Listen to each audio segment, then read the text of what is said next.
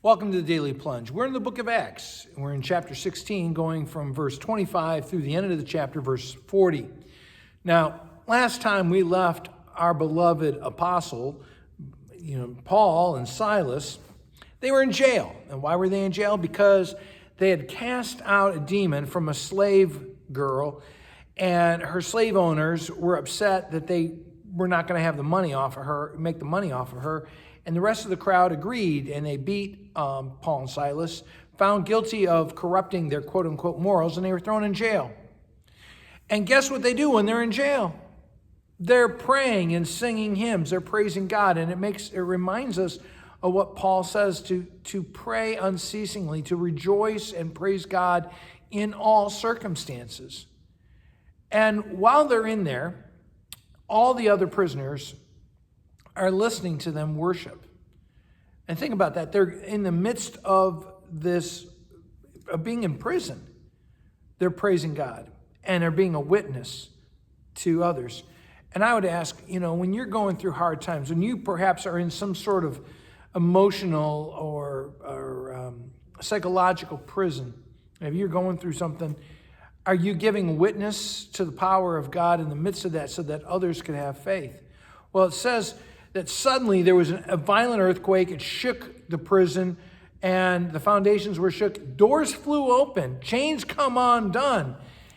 And all of a sudden, the jailer wakes up, and it's pitch dark, right? There's no electricity.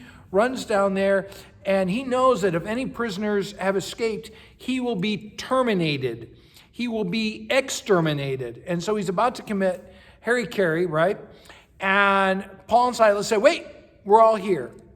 Now, I always wonder, I get why Paul and Silas are still there. Why are the rest of the criminals who are in that prison still there? I don't know, but no one left.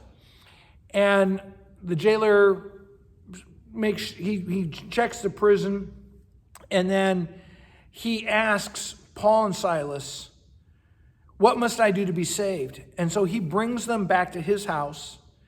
And that's what Paul and Silas say. They say, believe in the Lord and you will be saved, you and your entire household. And so they teach him about the story of Jesus, the plan of God's salvation, and to all the members of his household. And in the middle of the night, he asked to be baptized. And one of the things to think about is that they get baptized right there in his apartment, his house. Most likely it was some sort of apartment without running water. So they're all baptized. And when it's daylight, he brings them back to the magistrates. And the officers say, oh, well, I can release you. You've been beaten, so now we can release you. And Paul says, well, isn't that convenient? Are you supposed to publicly beat a Roman citizen without a trial? And now he's called them on their procedure, and now they're worried and they beg him to leave. So they want to escort him out of town. And after this, verse 40, something amazing is happening. Paul and Silas go back to see Lydia. Remember Lydia? And what has happened during all this chaos, when it's such a threat to their lives? She's got a church going in her house. And while Paul and Silas were in prison, many, many people came to faith. And that is an incredible story. Thanks, friends. Have a blessed day.